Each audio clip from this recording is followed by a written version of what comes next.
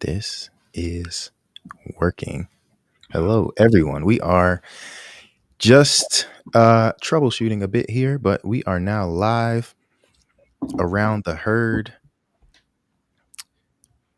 Brother Alexander, how are you doing on this fine Thursday evening? I'm doing well, doing very well. It was nice to hear. Excuse me. It was a nice day here in DC, but as I'm looking outside, it just rained. It was like torrential downpour. But Mm, you know, while I was out, at least it was a good day here. How about you? yeah, man. No, it was absolutely a beautiful day. I think the storm is coming from you towards me in Philly. So, yeah, hopefully that doesn't mess up the electricity or anything like that. Wi-Fi. Hopefully we stay good on this end, but that is certainly a possibility. But no, it was a beautiful day. I was out walking outside. It's been cold, as you know, but spring is finally here, and I was out there sweating, man. It was like 80 degrees. Crazy. Yeah, the DC humidity was at play today. But spring.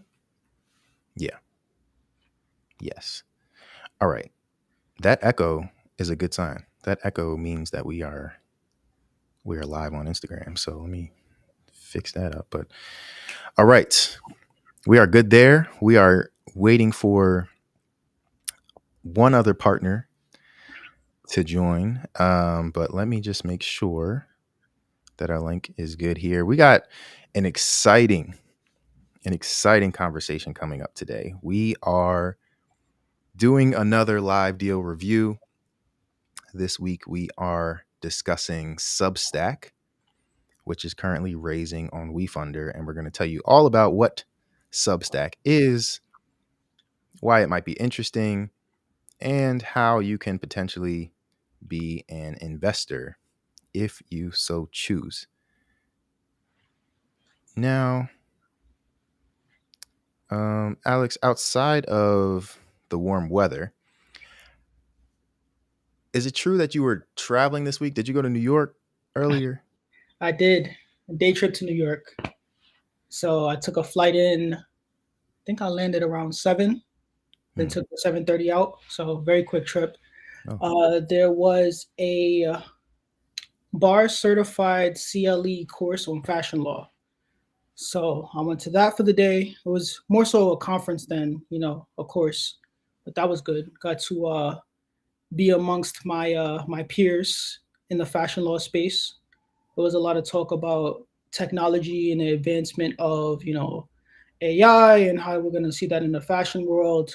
Talked a lot about mergers and acquisitions. Interesting point that was brought up is that it seems like the fashion world is ripe for a bunch of mergers. hmm. And there was a woman speaking about that and like kind of what that looks like in the history of mergers in fashion. So that may be something we could explore in the future. Yes, sir. But that was my Tuesday. Absolutely. That's what's up. That's what's up. I appreciate you for sharing that because not only was it very interesting, I had no idea that's what you were up to, but it gave us enough time to bring on our third partner here. Sir B. Bass is now in the building. Welcome to you, good Hey, brother. Or How well, you doing? I'm doing well. How are y'all? We're doing great, brother. We're doing great.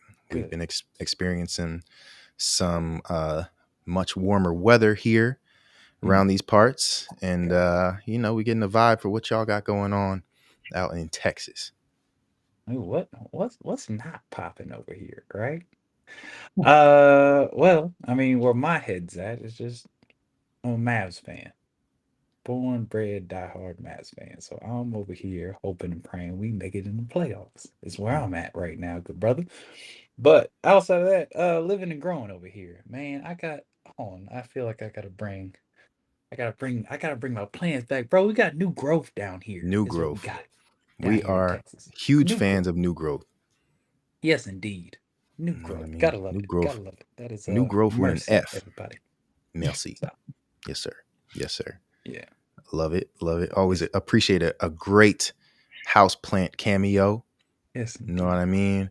Y'all haven't seen mine in a while. Y'all haven't seen mine in a while, and I'm just gonna let you know. My snake over there is about as tall as I am. In case y'all don't know, Gary is tall, yo. Like People don't know. that gets overlooked sometimes. That's, I showed up in Philly. I was like, damn, I forgot you was up there. that is very much one of the first things that people say about Gary when they meet him in person. Wow, you're tall. Yeah. Wow, you're tall. B is very tall as well. Hey, you So gotta B, I'm play sure above the you rim hear over it here. yourself. You know what I mean? But it's funny to me because like being tall, you always hear it, right? It's always the first thing people say. Mm-hmm. It's the most memorable thing about you in a lot of cases. But you get tired of it, right? You hear it every day. Yeah. You know, you like, there's so much more to me than my height. Yeah. You know what I mean? So if we could move on to the next subject, that would be great. Um, but then it's funny when you meet somebody taller than you, Yeah. and then it's like, oh, I get it now. Cause I'm looking up. When I'm looking, I'm like, Dad, go on. Yeah. How tall are you? And I'm like, I'm doing the same thing they do to me. So I get it. Oh I yeah. get it now. Mhm. But good brothers, we have another exciting evening ahead of us today. Mhm. We are back around the herd Love it. with Bison Venture Partners, and we got amazing things going on. We are always here to share information and opportunities. Mhm. Today will be no different. So I do want to welcome everyone who is tuning in, wherever you are tuning in. Please, before you do anything else, before you leave, make sure that you are subscribed to our newsletter so you can get all of this great content, get the recordings, get the updates, get the news and notifications about when we're going live next, when we have new investment opportunities to share, and when we have resources available for the community as well. Mm. Now, today, we're going to get into something really exciting. But we have to cover our bases first. So I'm going to start by sharing an investment disclaimer. All right. I'm going to share an investment disclaimer, talk about why we're here as well. And then from there, we'll have a word from our sponsor, BVP Coffee Co.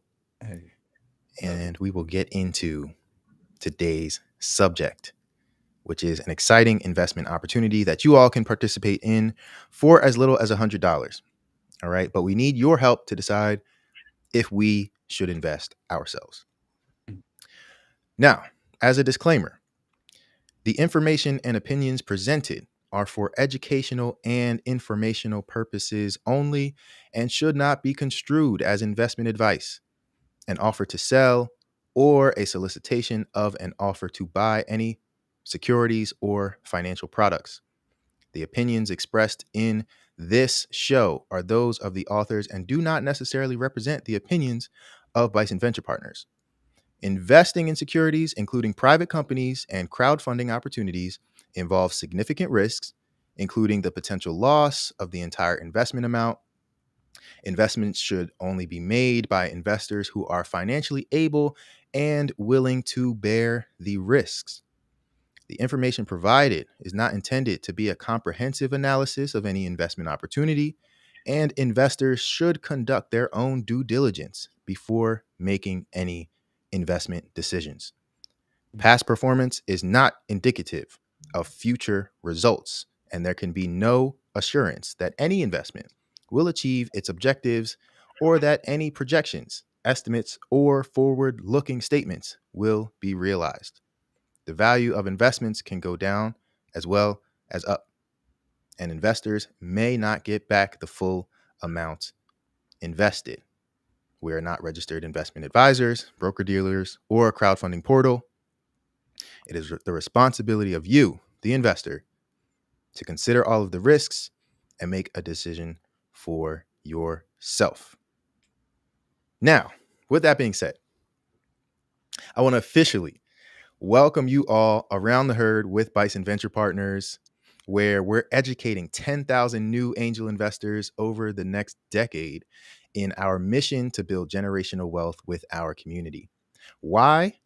Because investing in privately held businesses has historically been a proven wealth building strategy for elites. but the rules have changed, and it's never been easier for everyday people to build wealth in the same way. Now, if we're going to close the racial and gender wealth gaps that exist, we must leverage innovative new ways and opportunities to do so. So be sure to subscribe to our newsletter. You can either scan the QR code right there or visit our website, www.bv.partners, and follow us at Bison VP on social media to stay up to date and be in the know about all of the exciting opportunities we have. Today, we are discussing an equity crowdfunding investment opportunity in a company called Substack, which is currently fundraising on wefunder.com. Before we get into that, we do need to have a word from our sponsor, though, because we got bills to pay. Hey, go ahead and tell them about it, Gary. We're going to tell you a little bit about a company called BVP Coffee Co. BVP Coffee Co. provides single origin coffee and unique blends from around the world. We bring communities together through stories of global travel, entrepreneurship, and collaboration. Our latest product, 1867, is an ode to the rich and illustrious legacies of two of the world's leading educational institutions, Howard University and Morehouse College, both established in the year 1867. Each bag celebrates the collaboration of servant leaders devoted to uplifting their communities through entrepreneurship. In our mission to invest in the next generation, we donate $1 from each bag sold to support business students attending historically Black colleges and universities. Visit www.bvp.coffee and help us raise $1 million in scholarships for HBCU entrepreneurs. Be sure to use the code BVPHEARD for free shipping on your order. All right. Sir Bass, Yes. I think it's time to get into this investment opportunity. Let's do so. Alex, do you concur, sir? Yes, sir.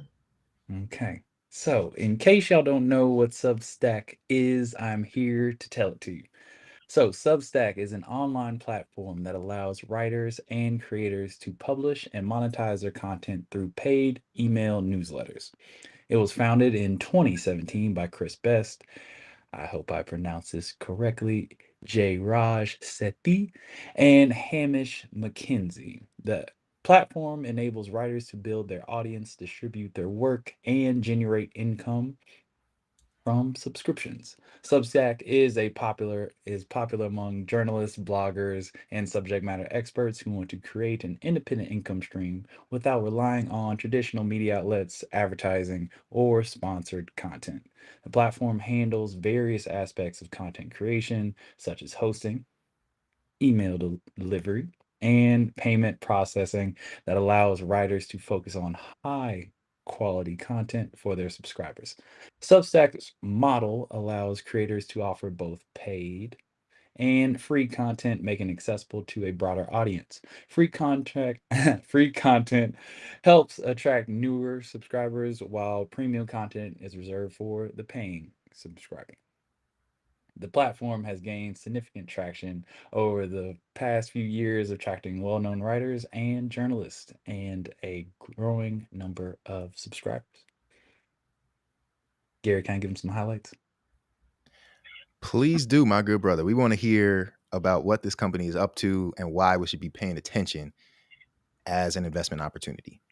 Got you. Let me go ahead and get you into this, right? So Substack, let me pronunciate correctly, is on a mission to create a new economic engine for the culture by offering subscription networks that supports various forms of content creation, including writing, podcasting, and community building. Right now, it currently has over 35 million active subscriptions, with 2 million of them being paid. Substack is a significant player in the content subscription space. The platform is responsible for over 40% of all subscriptions and 15% of paid subscriptions on its network. To date, readers have contributed more than 300 million to writers through Substack, showcasing its impact on the content creator ecosystem. Wow. They doing things. They are doing things. They are absolutely doing things. And thank you for sharing that information, Sir Bass. Um, Alex, we're going to get into the investment memo in a second, but before we do, I want to add some context as to why this is exciting and important for us to check out, right? And we can have a bit of a conversation about this. But, Mhm. you know, um, as investors, right, we seek ownership, and we seek ownership for a lot of different reasons, right? I can say ownership for me is really important because I want to control my destiny. I want to control my future, right? And I have the power, you all have the power to decide where to put your money, right? And potentially, have an effect on how that money's going to affect the world, right? So, of course, you can buy products and things like that. You can invest in businesses, you can invest in stocks.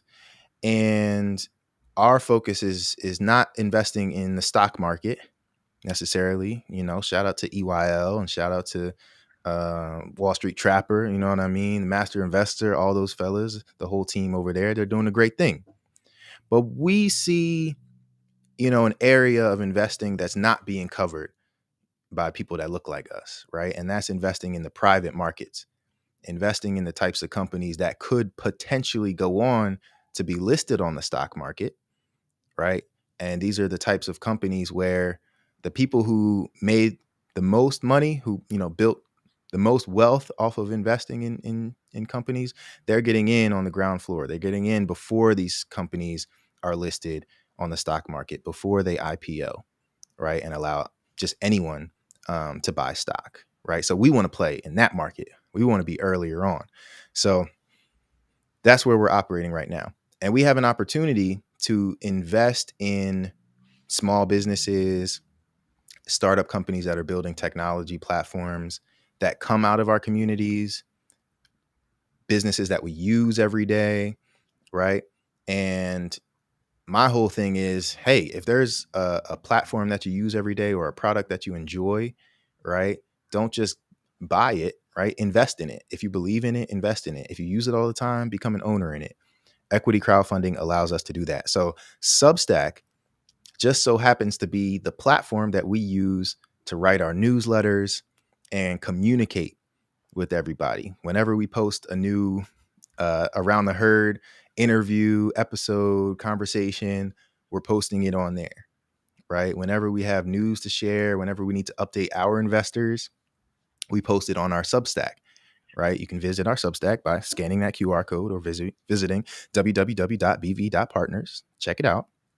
But the point is, it is a platform that is incredibly important for us to use to operate our business, right? And just over a week ago, it just so happened that that platform, that company decided to raise funds from the community. They decided to allow the people that use the platform, not just wealthy individuals, wealthy venture capitalists and angel investors, to invest in this product, to own a piece, right? To own equity. We talk about pay me in equity. This is an opportunity to do so. So that's why it's really cool. That's why it's really exciting. I'm like nerding out about it because it's a powerful platform. It's something that I believe in. Again, it's something I use every single day, whether it's for BVP, whether it's for other newsletters, right? For our nonprofit that we operate, our newsletter is built on there as well. So this is, again, an opportunity to have ownership, to have a seat at the table, and not complain about not having a chair. So with that being said, I'm curious to hear you fellas and why you think this is important. But again, for me, it's about having ownership in the things that we use every day. With that, Gary, I got a question for you because Go for it. I would say that Substack, I didn't know about Substack until obviously you brought it for us and said, hey, this is the platform we're using. When you were picking platforms for a newsletter and how to distribute information to our audience, right? What led you to use Substack? or Yeah. decide that be our platform, right? Yeah, no, it's a good question. Um, as a startup founder, right, with minimal resources, Mm, you should be thinking about how to maximize the resources that you do have on hand. So, Substack is one of those platforms that is free to use.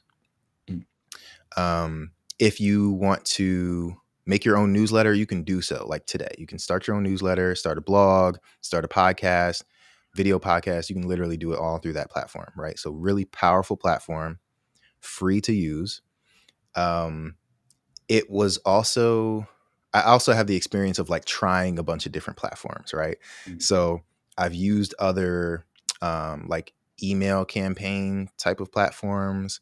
I won't name them to shame them, but I used to find that my emails, if I was sending out mass emails to a list, they would go to spam. They would either go to spam or they'd be listed as like a promotion and therefore not go directly to people's inbox. It would go like to another tab and they just wouldn't see it. Right. So eventually started just testing out Substack and I'm like, man, I'm using this product and it's going straight to people's inboxes. Mhm. Not only does it go to straight to their inbox, but there are analytics on the back end, which all the platforms have. But this one was showing me like you're getting 50%, a 50% open rate on your emails. Like, like we have over 1,000 subscribers at Bison Venture Partners, right, in our newsletter. And they're all, it's a free newsletter, right? You don't have to pay to subscribe.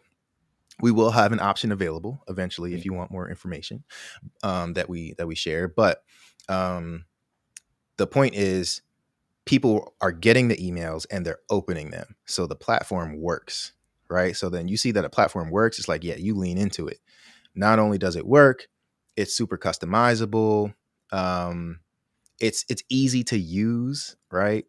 And it's just powerful in the sense that like not only is it for your email newsletter, it can serve as your website, your landing page. It can be Mm. your podcast home and podcast sort of distribution platform, like I said, video podcast as well. And then last point I'll share is like I started writing an ebook, Mm. right? And instead of doing it the traditional way, I decided to make it like an ebook and audio experience. And Substack allowed me to do that. So the Ghetto VC is also built on Substack. So if you want to learn how to invest like a venture capitalist with minimal resources, Hey, you can freaking, subscribe to the Ghetto VC. That is on Substack as well. That's why I chose the platform. hey, there we go. There we go. There we go. Just wanted you to get those bars off real quick. I appreciate you. And if we had to pick a word of the day, bias. That would be my that would be my word. I am biased. I'm extremely biased because I use this thing and I love this thing. So, it's somewhat of a less difficult choice for me to see it and be like, I don't know. There are some questions I do have about the opportunity, but that's what I got. Or if you're a wordsmith, we like to call that support, is what we like to call that, right? So In the VC using world, we call something. that adding value, There you go. value add.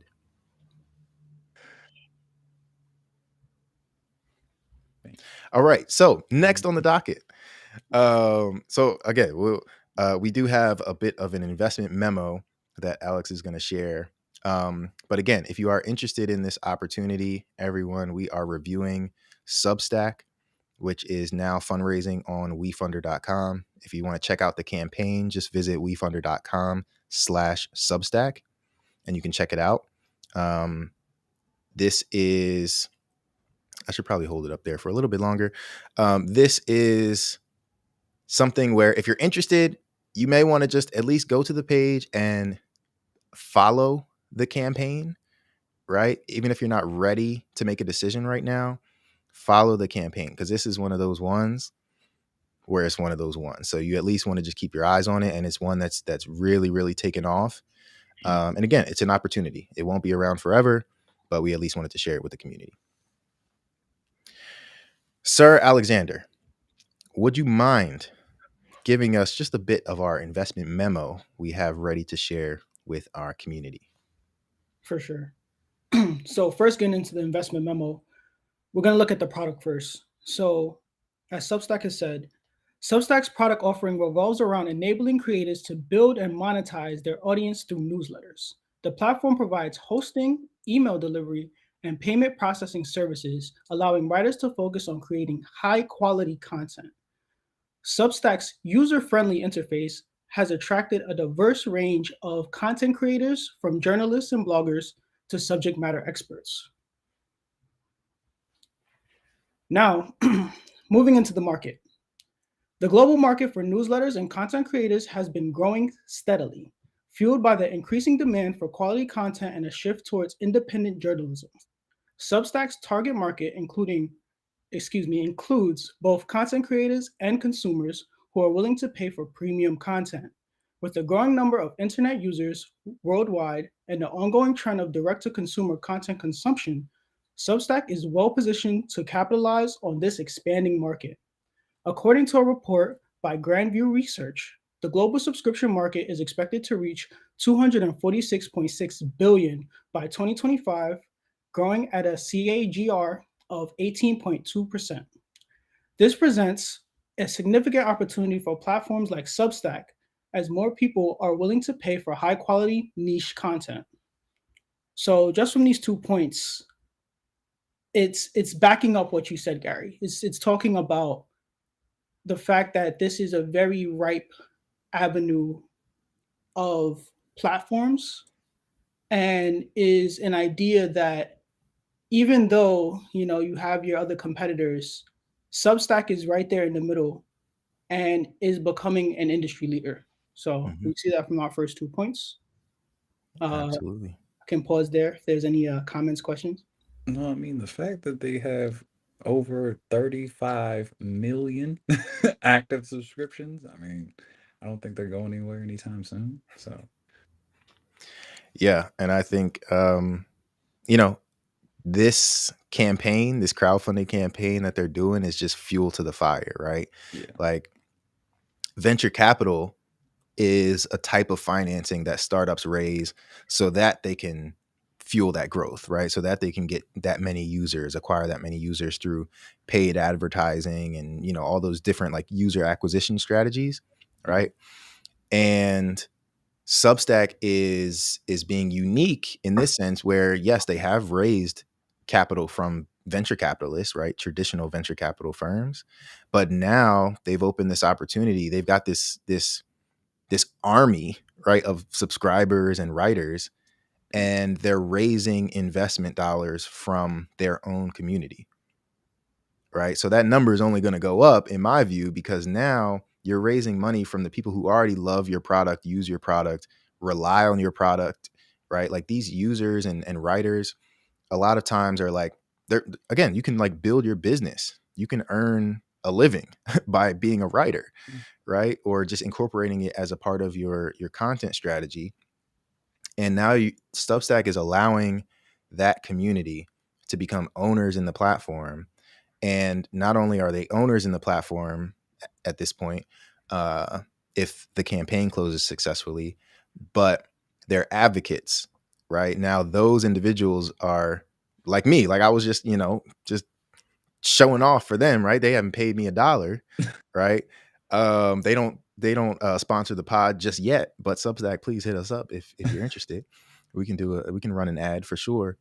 But now those users are going to be again promoting the product to other people. Like, hey, you should write on the platform, right? They're going to be Yeah. advocates. They're going to be affiliates in that way because they already love the platform. Now they're an owner in it and they want their investment to succeed, right? They want to see some return on investment. So I'm excited to see where it goes, right? Like even if I didn't invest in the company, I'm like, man, like this is on the right track because the people that use the platform are not going to allow the platform to go out of business or anything like that. They're going to make sure it gets the resources that it needs. Yep. And with that being said, like proof positive on that is that the company was founded in 2017, right? So it survived through the pandemic like we all see. So it's pandemic proof, right? And typically with startups or smaller businesses, that kind of do or die point within that business is between that 3 to 5 years. So knowing that they've at this 5-year mark and they still have that traction, and if you go to the campaign page, they're dang near selling out of investment space to begin with. So you can see that at the point where most companies might be going down, they're, if not exponentially growing. So Mhm. Absolutely. Absolutely. Alex, do we have any more on their business model and traction to date you can Yes, share sir. for us? So next, just to get into a little bit of their, their background, the business model. Since its founding in 2017, Substack has garnered significant traction, attracting high-profile writers and journalists while amassing a large and growing user base. The platform's quick adoption and success in raising funds on WeFunder are indicative of its popularity and potential for continued growth. Substack operates on a revenue sharing model, taking 10% fee from creator earnings. In return, they provide a comprehensive platform for content creators to monetize their work through subscriptions. Substack's network now drives 40% of all subscriptions and 15% of paid subscriptions on the platform. Cumulatively, readers have paid writers over 300 million through Substack. The platform has been successful in attracting high-profile writers and journalists such as Glenn Greenwald and Anne Helen Peterson. It has also expanded to podcasts, with popular shows like the All In Podcast and the Prof G Show. Substack's growth has been impressive. In 2020, the company reportedly had a 10x year-over-year increase in paid subscribers and a 60x year-over-year increase in revenue. The platform now boasts over 500,000 paid subscribers, and their top 10 writers are estimated to earn over 20 million collectively.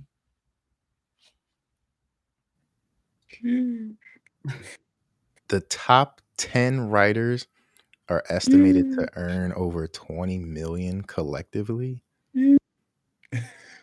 So we're going to be in the top 10, right? Hey, come We're going on. to BVP in the top 10 on the way. Teleport there. We'll be See, there. you got to claim it.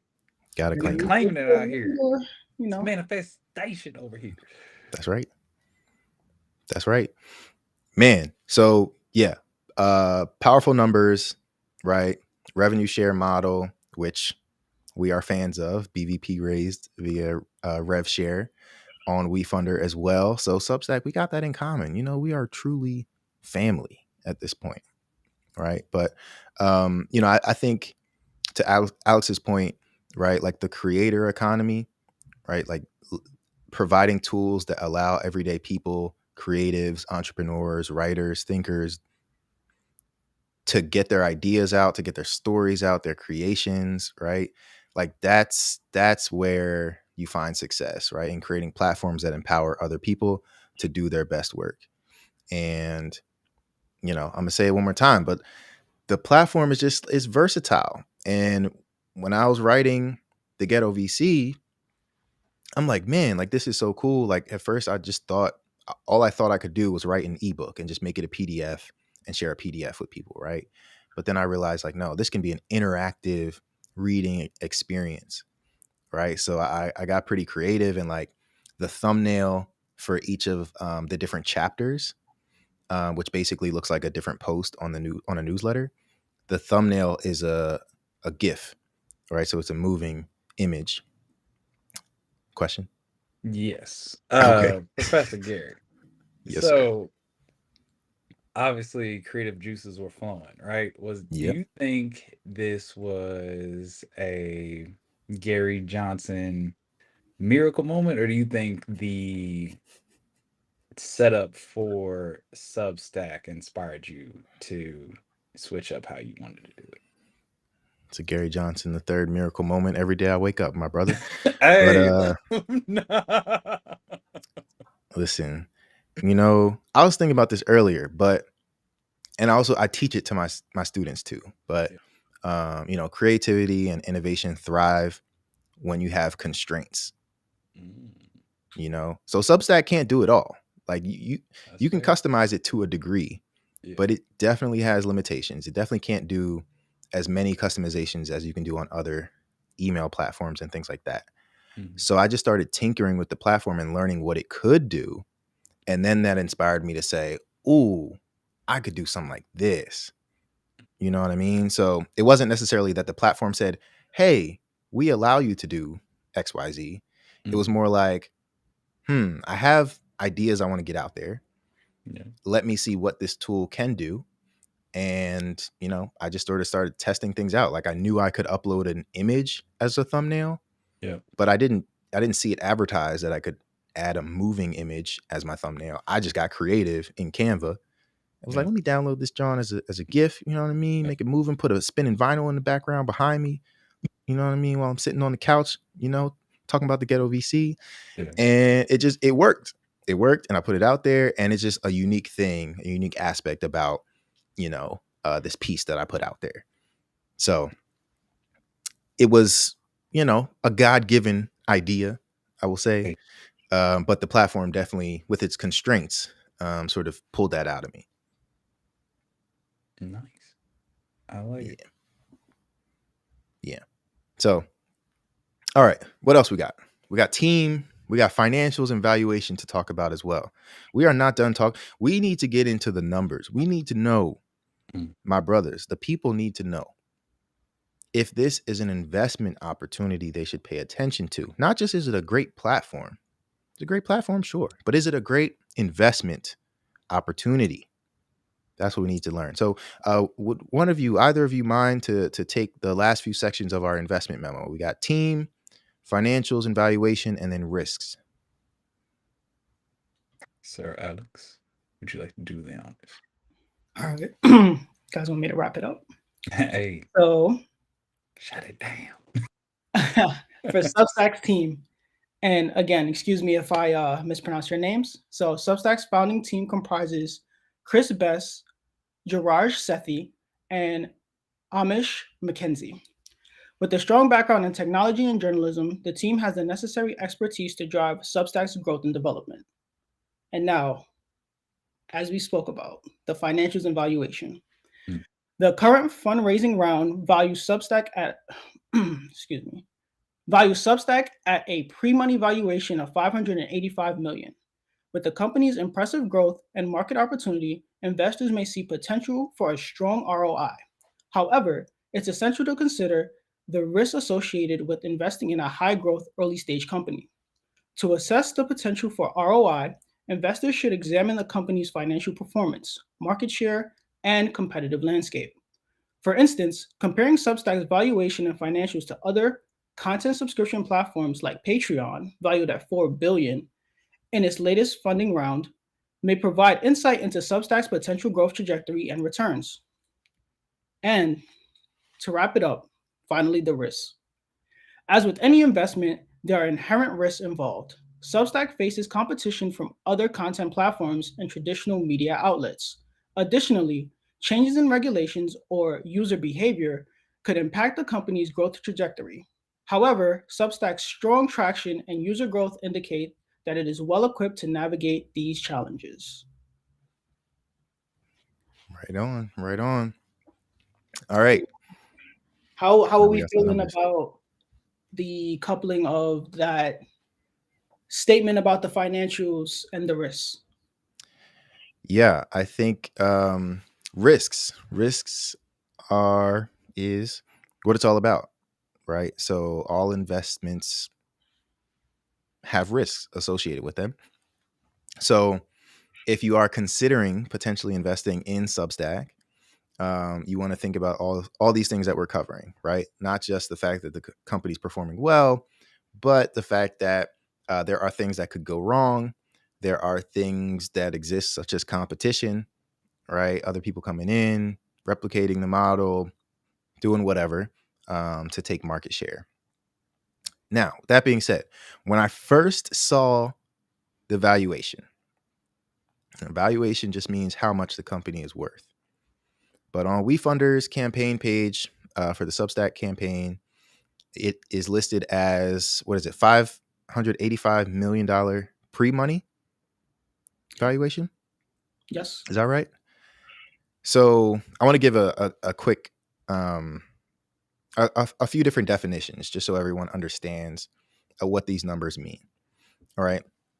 So the pre-money valuation, which for Substack is $585 million, it is the estimated value of a company before it receives external funding from investors. All right. So it represents the company's worth based on its historical performance, its growth potential, and other factors as well. And pre-money valuation helps determine the price per share for new investors, as well as how much equity the founders and existing shareholders will retain after the investment. So that's your pre-money valuation. So Substack has a pre-money valuation of $585 million. They are telling us the company is worth that much today before it raises any external money, any additional funding. That's how much it's worth. Now, on the other end of the valuation spectrum is the post-money valuation. All right. So post-money valuation is the estimated value of a company after it receives external funding from investors. And it's calculated by adding the amount of investment raised to the pre-money valuation. Post-money valuation helps investors understand their ownership percentage in the company, as it represents the total value of the company, including the new investment. For example, if a company had a pre-money valuation of $5 million and raises $1 million in investment capital, its post-money valuation would be $6 million. All right. So one more definition to add in there. And actually, I'm going to give you two more definitions just so we're all on the same page. So ROI, we talk about ROI, what you should expect as an investor. This is an investment opportunity. This is not a donation. This is not a GoFundMe. This is not a Kickstarter. If you decide to invest in this campaign, you would own equity in Substack. All right. So as an investor, you want to gauge what your potential return on investment could be. What is a return on investment, or ROI? ROI is a financial metric used to evaluate the performance of an investment. It measures the profit or loss generated by an investment relative to the amount of money initially invested. ROI is typically expressed as a percentage and is calculated by dividing the net profit or loss by the initial investment amount. For example, if you invested $10,000 in a company and later sold your shares for $15,000, your ROI would be 50%.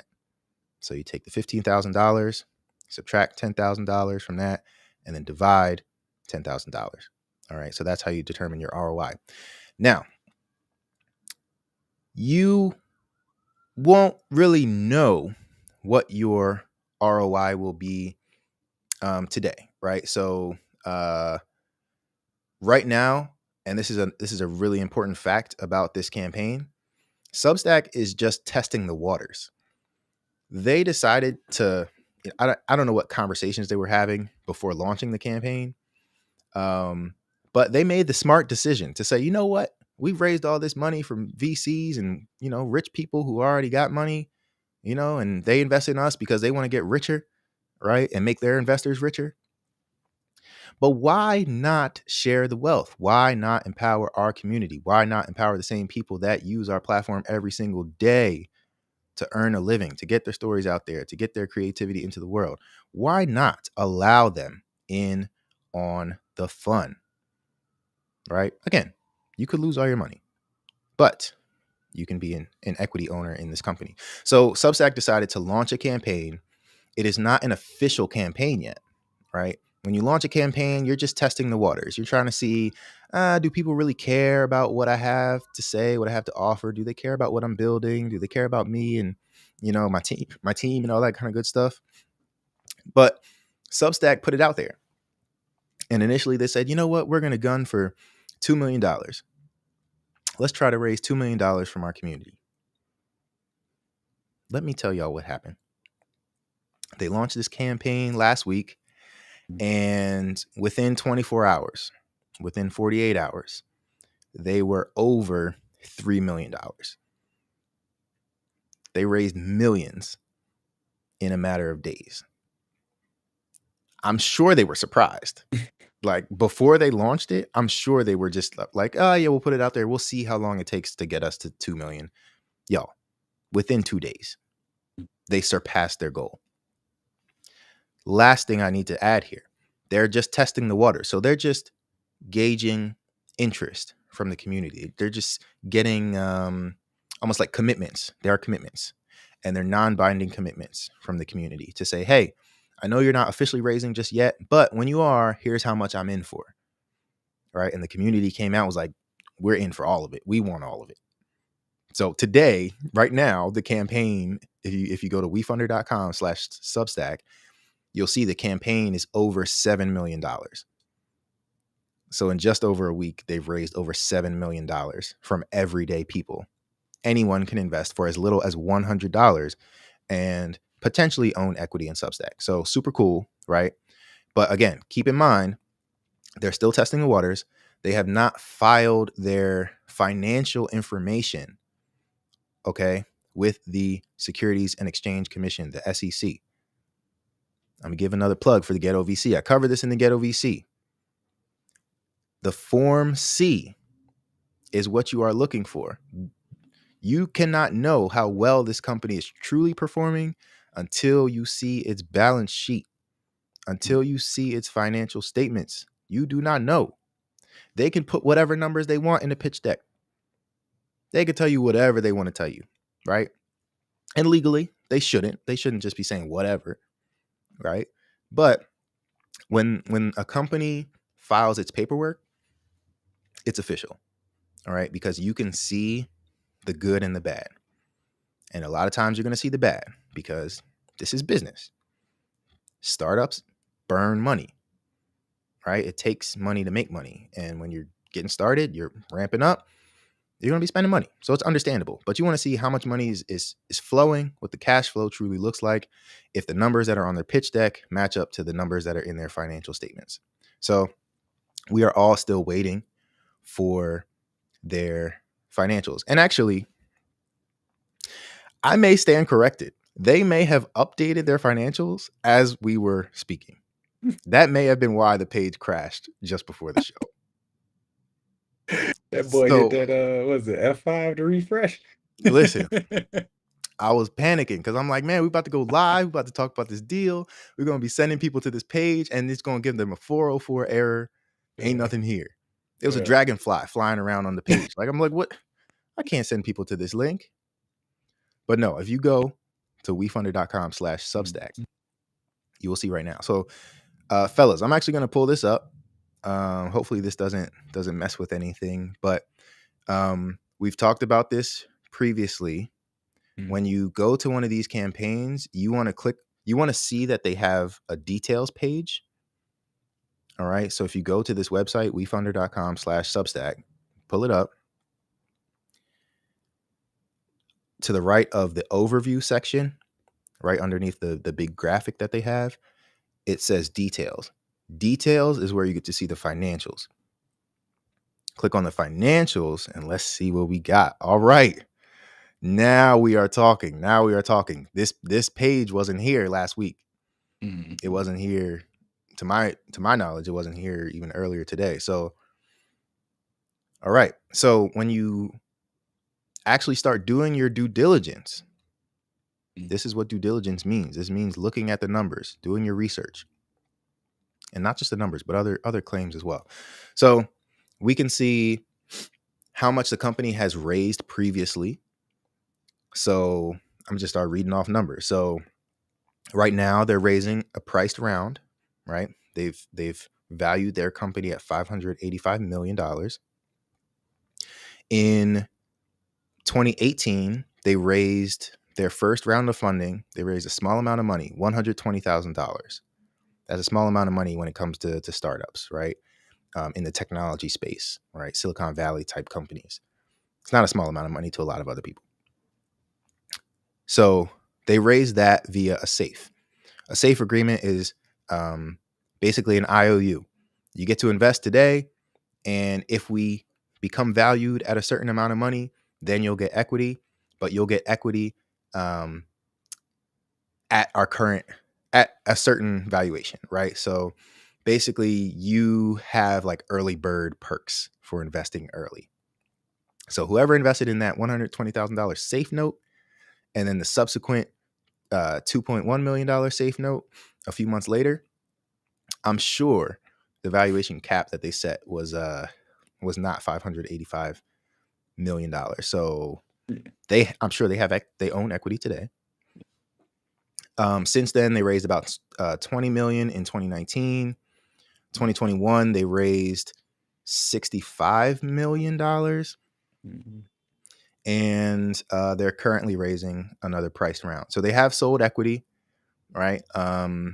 We can also see on here, and fellas, feel free to jump in at any point, but Yep. we can see that Andreessen Horowitz, so A16Z, which is a top tier investment firm based out of Silicon Valley, they own, or at least they have voting rights of nearly, well, let's say 26%, 26.4% voting power they have. So they've got a significant equity stake. They have a seat at the table that allows them to vote and potentially decide, right, like where the company goes. So, question for you. Yep. For a newer investor looking at all this, right? So, what are essentially like the pros that they're looking at? What are the cons that they're looking at? Like, because a lot of this can be just a lot of words, a lot of numbers, a lot of big money. And I think if you're newer, you can get really giddy. It's like, oh, it's a lot of money here. I'm just going to do it, right? Mm-hmm. How do we simplify it for them so where they look at it like they, because sometimes being too eager can get you messed up, right? Mm-hmm. So how do they take a look at all these details and have this like even keel, like, okay, this is a great decision to look at? Yep. That's a great question. So again, all investments involve risks. You should never invest more than you are willing to lose. You can invest in this company today, be excited about it, and then your investment becomes worthless in the future. That could happen. That's a con, right? The pro would be, okay, I'm a first-time investor. Mhm. I just want to get started in my journey. I'm not exposed to this space. You know what I mean? Maybe you don't even understand everything, but you see information that is giving you a good signal. A lot of times it's just about signals, right? Like I just talked about one of the VC firms, A16Z, that invested in this company. That's a powerful signal because they're a top tier investor. Companies that they back, tend to do pretty well. So you want to look at different signals, and if they signal to you as an individual that this could potentially be a good investment, you maybe should consider it, right? But again, for me personally, my investment strategy is I want equity in all of the things that matter to me, that I use every day, right? And that I can use to empower other people. So Hove has a line, Jay-Z has a line in his song where he says, "You are not in control of my thesis."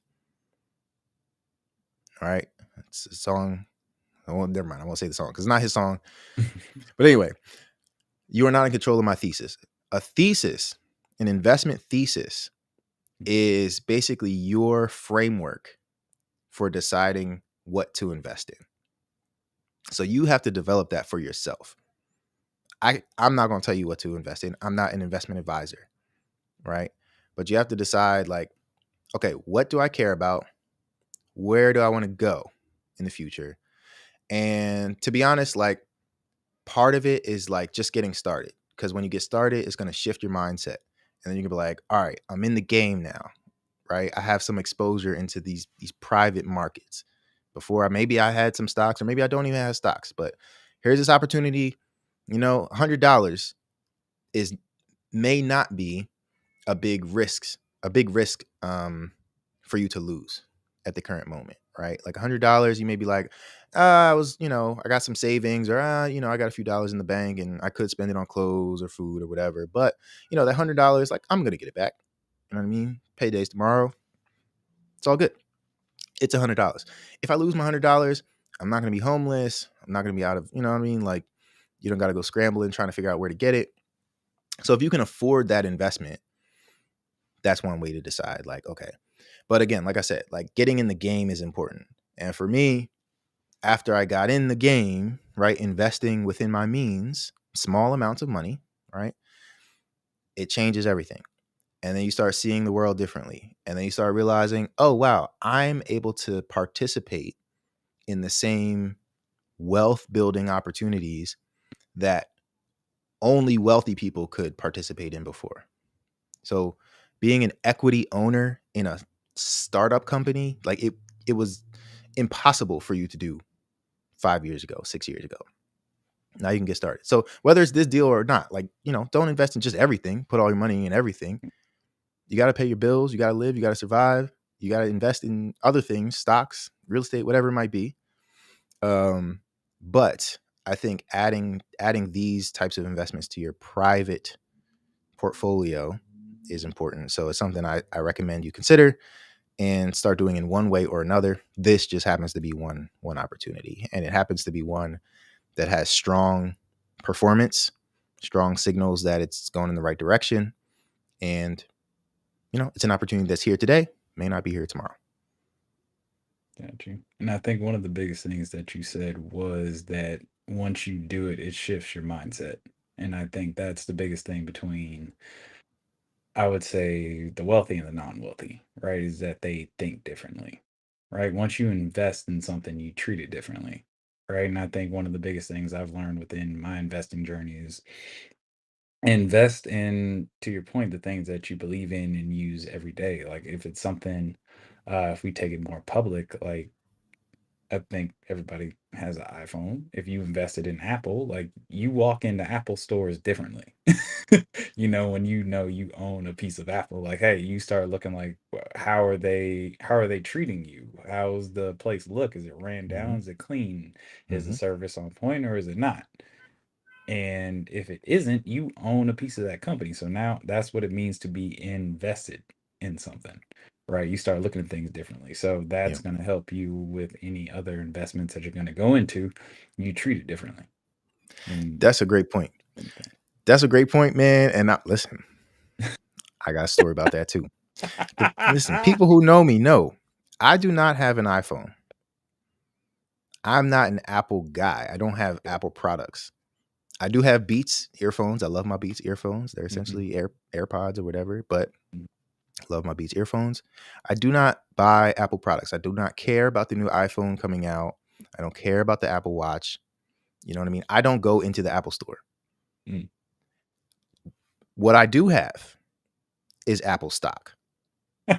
I guarantee you I have Apple stock because it's a company that I know other people love, and they shame me every time I tell them I have an Android, and they shame me every time the green bubble pops up, you know what I mean, in the text and in the group chat, and I get shamed for it. But the stock is performing well, so I own Apple stock. Now, when you think about the private markets, it's a little bit different than owning stock, because in the private markets, this can be a startup founder, this can be a small business owner. You can form a real relationship with these people, right? The real people behind the company that's growing and trying to get to a certain point. You can add value, to your point, going into their store, right? Through equity crowdfunding, you can go into a cafe that's fundraising from the community. You can be an owner in a cafe. If BVP Coffee Co. fundraises, you know what I mean, to open our own spot, the community can own a piece of the cafe, right? But then you can go in and you can provide feedback. You can say, hey, Gary went into the cafe, while you weren't there, and, things was dirty, or the customer service wasn't right, my order wasn't right, all these different things. And your direct feedback is going to go towards, managers in the company that you have a real relationship to, who are going to make a change, because feedback is a gift. And if they're, good entrepreneurs, they're going to improve and make sure that you have a better experience next time. That scenario may not happen with the Apple Store. I don't know that you can go to Tim Cook, you know what I mean, or whoever's the CEO. I don't even know if he's still the Tim. CEO, but I don't know. You I don't haven't know that you updated can this just app yet, sir. I think yeah, like I don't think you're going to be able to do that. yeah. But when it comes to private markets, small businesses, startups coming out of your community, right? You can have a real impact. You can use their platforms. You can use Substack and provide feedback, right? And that feedback is going to go into the platform making new updates and all that kind of stuff, improving it over time.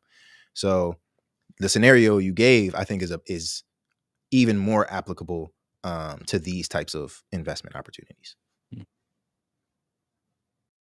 And for what it's worth, I don't know why this thought came in my head, but for my sports people, I feel like the companies like Substack that we're talking about, and also on any like crowdfunding, it feels like to me like you're looking at that.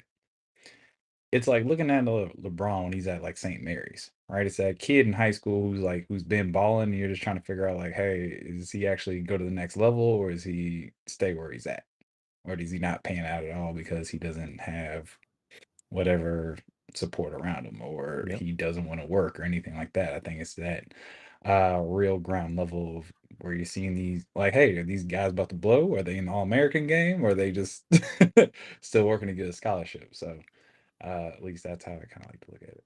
I think That helps me. that's a great analogy. That's exactly how you should look at it.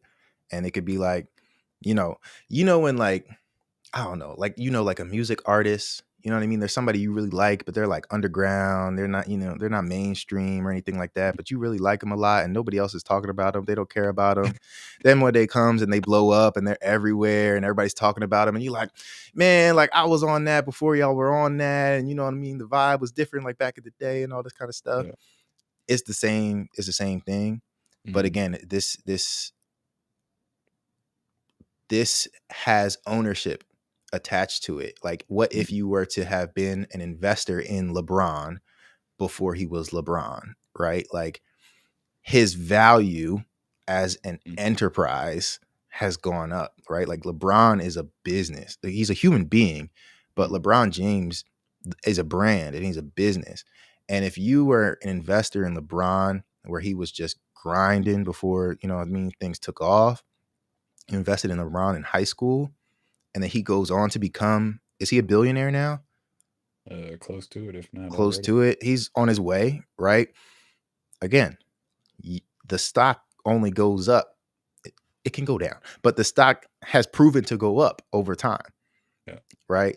And it could have gone down. He could have been, could have fizzled out and it didn't turn into much, but he didn't. And there were people who believed in him in the early days, and they always told other people, like, I told you so. Right. So this is really the same thing. And my last point here is just like, talk about it in the Ghetto VC. Spread your bets out. Nas taught me that one. Spread your bets out. Don't put all your eggs in one basket. Yeah. You know what I mean? It's multiple athletes out there. It's multiple singers, songwriters, musicians, right? You can support all of them, as many of them as you like anyway, right? And you should diversify your portfolio. So if you do decide to invest in Substack, don't invest all of your money in Substack. Find some other technology platform companies to invest in. Find some local small businesses to invest in, operating in different markets and all that kind of good stuff, right? Because if you truly want to think like a venture capitalist, truly want to think like an angel investor, like the wealthy do, they know that betting on just one thing and relying on that one thing to be the thing that transforms your life and brings you generational wealth, that's not a successful strategy. You have to form your own thesis and build a portfolio of investments. And Substack could fit into your investment portfolio if you decide.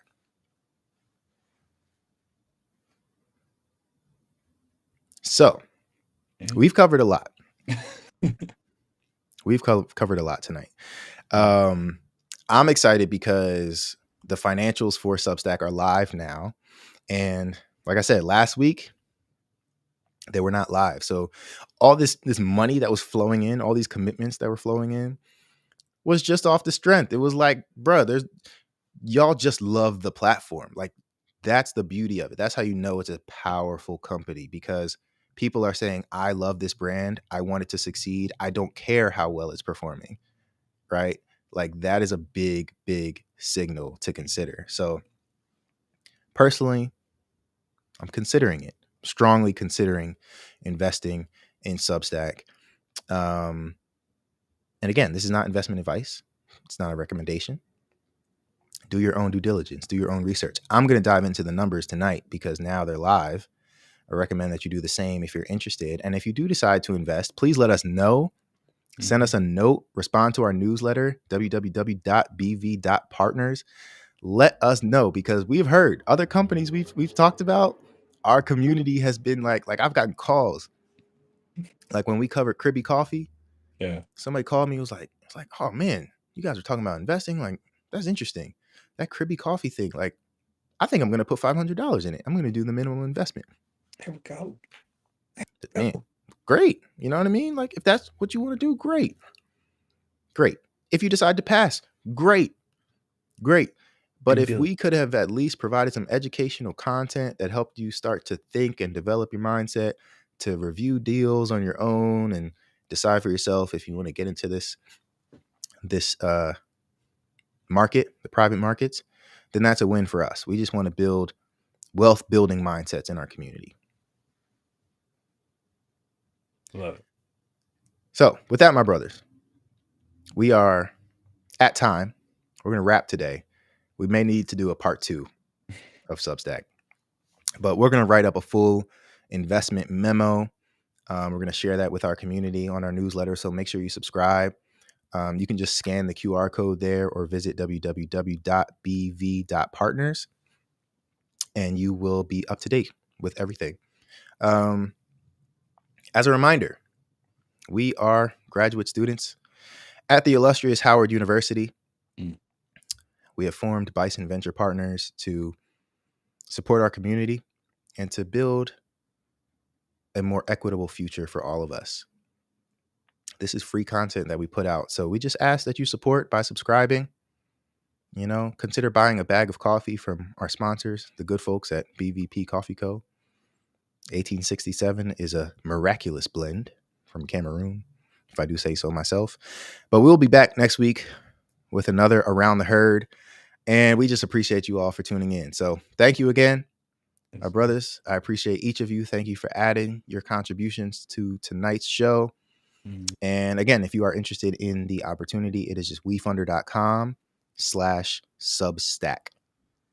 Thank you all for tuning in. Hope you have a great evening, and we will see you all next week around the herd. Yes, indeed. Peace.